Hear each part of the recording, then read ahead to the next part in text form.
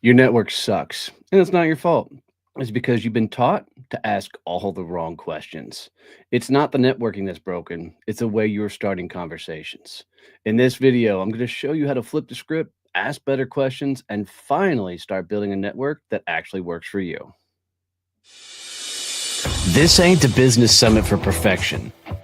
It's for the messy builders, the loud learners, and the ones who break the rules and the mold. If you're ready to stop playing safe and start making noise, taking ground and building something real, you're in the right damn place. The 2025 Badass Business Summit. Networking without the bullshit. September 17th through the 19th in Fort Worth, Texas. Skip the small talk.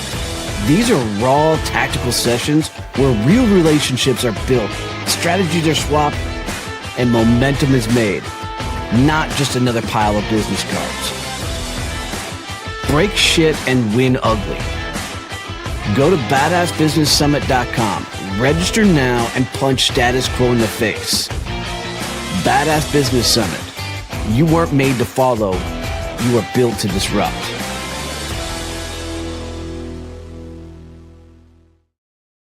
Hey, what's going on, everyone? Donnie Bovine here, founder and CEO of Success Champions Networking. And today we are talking about why networking's not broken. It's usually how you're asking questions.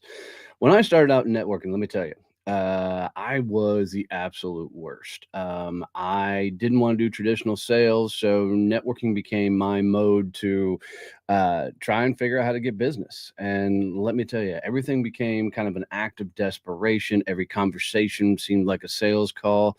And dude, everywhere I went, it was like I was playing this horrible game of business card collections. And let me be honest, it didn't work. And so I struggled very bad early on. And a lot of it was nobody was teaching networking properly. Nobody was, giving real advice. You heard all this stupid shit about go give to gain, and you heard, give and help all these other people. And what it all came down to was a lot of bad socializing, a lot of half-assed relationships, and no real ROI from the activity that and all the things I was doing out there. And what I figured out along the lines is the greatest skill that any person in business or sales can have is the ability to ask the right questions. And I think because people haven't actually been taught how to properly communicate with each other, and it gets worse and worse and more that we stay antisocial with all the online stuff.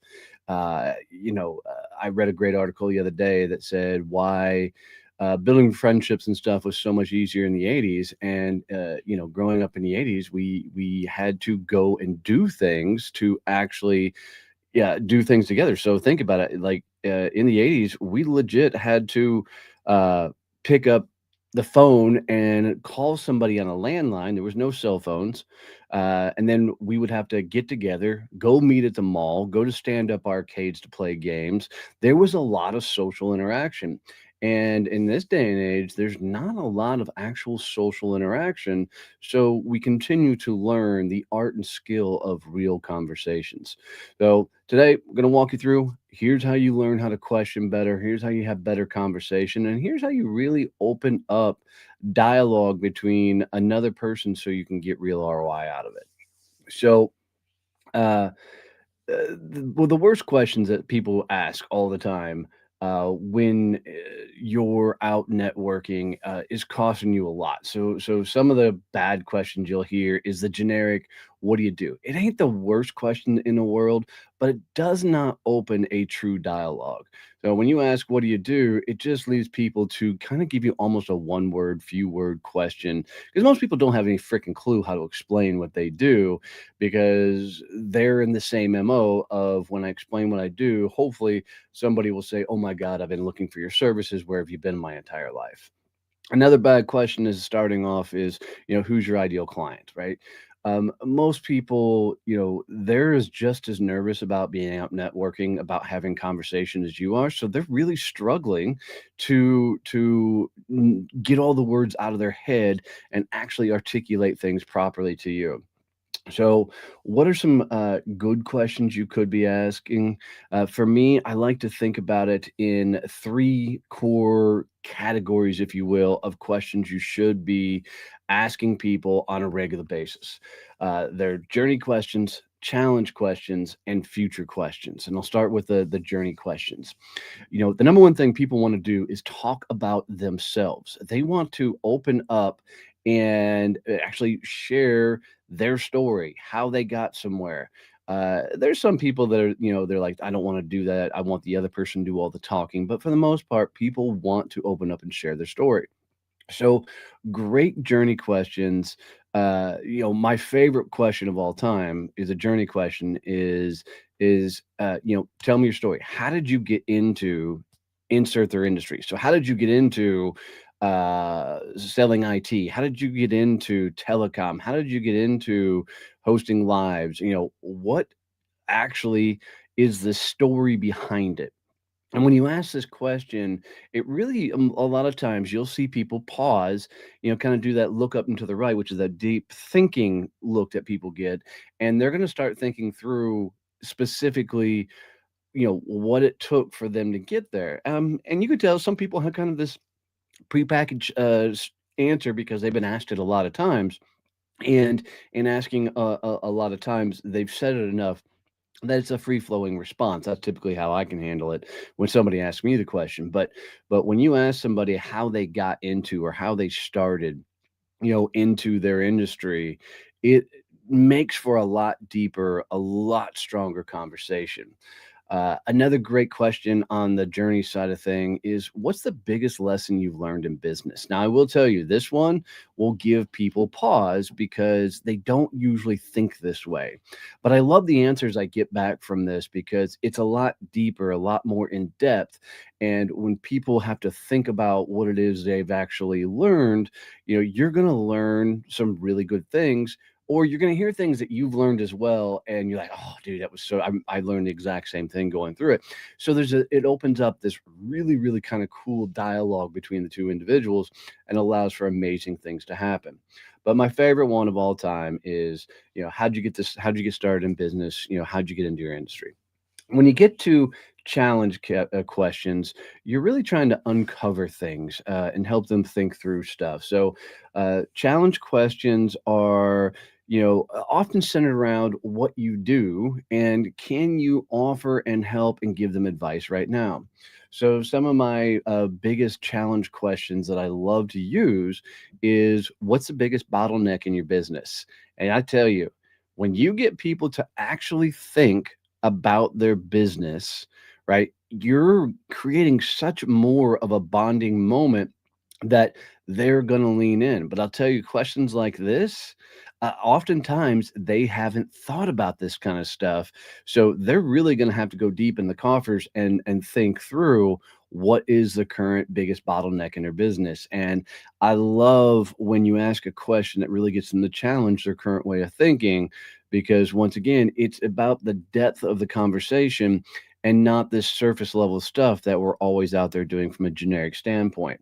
Another fun one is if you waved a magic wand and you could fix or be anywhere with your business, where would you be?